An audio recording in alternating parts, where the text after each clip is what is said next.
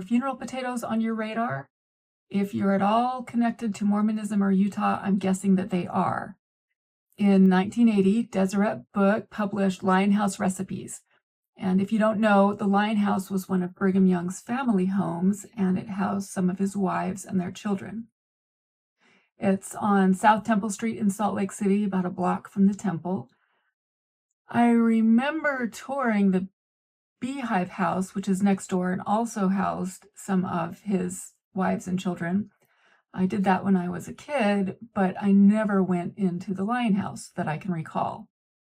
So both the Lion House and the Beehive House are currently closed for renovation as of my recording this.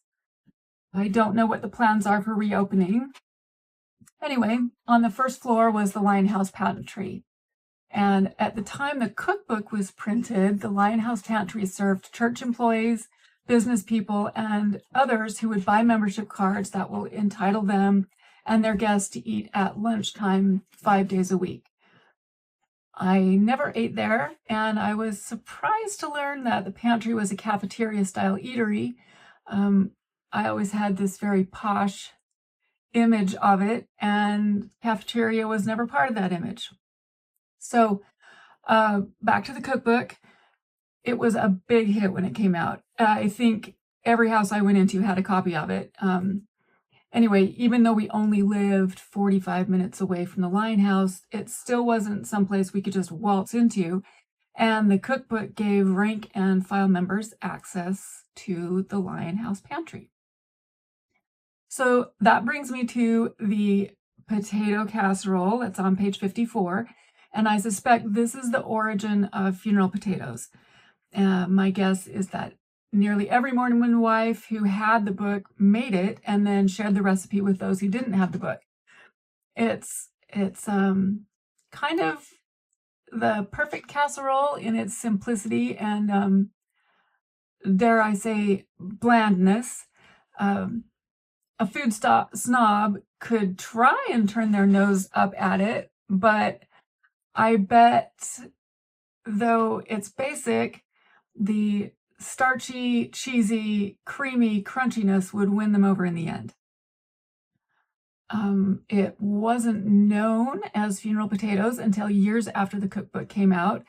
That happened organically, as you might imagine. After a funeral and graveside service, when families returned to the Ward Cultural Hall, the Relief Society ladies would have food waiting. And for reasons previously stated, the potato casserole was almost always at the table. And as the years went by, variations started appearing, some with different toppings, some with bags of hash browns or breakfast potatoes used to save time, but they're all delicious in their own way. My dad passed away, actually, the day I post this video, it will be a year. And there were no fewer than 4 versions of potato casserole brought in by the Relief Society, in addition to the many salads and meats and desserts to feed the crowd that was there after the services. So back to the recipe. My mom and I stay pretty close to the original recipe with a few slight changes. We're both fussy enough to use whole potatoes rather than bags of hash browns, but we're not fussy enough to follow the instructions that say to peel and shred boiled whole potatoes. First off, we like skins on our potatoes, so those stay on. And second, we cube the potatoes pre-boiling rather than shredding them post-boiling. That just sounds like nonsense to me.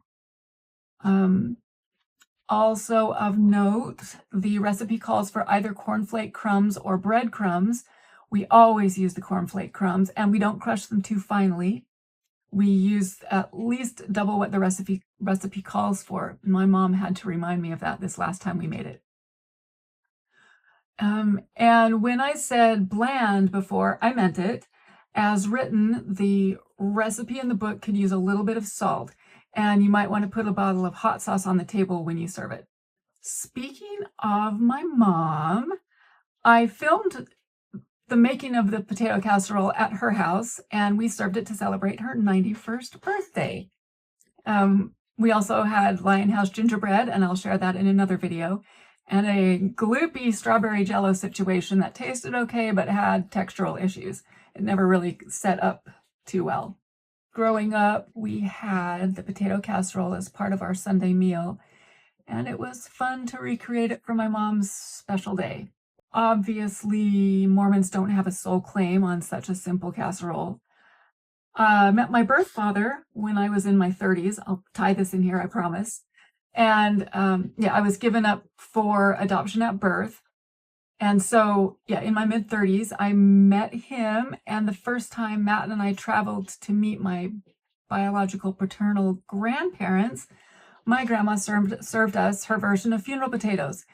And it was the perfect full circle dish for my overwhelmed heart that day. And it really tied the two parts of myself together. Because why? Food is magic.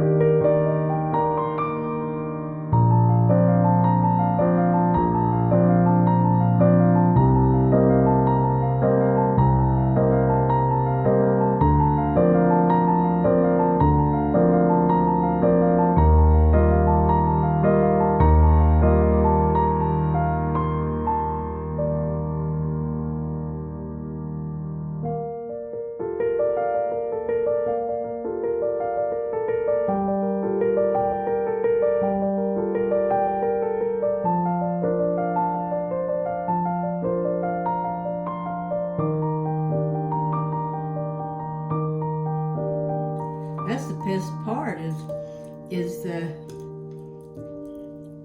Wheaties. And I always put extra. I should have told you. I probably should have. I mean, I did a little bit extra, but not that much. Yeah, I did lots because It's not too late. well, Let's do more.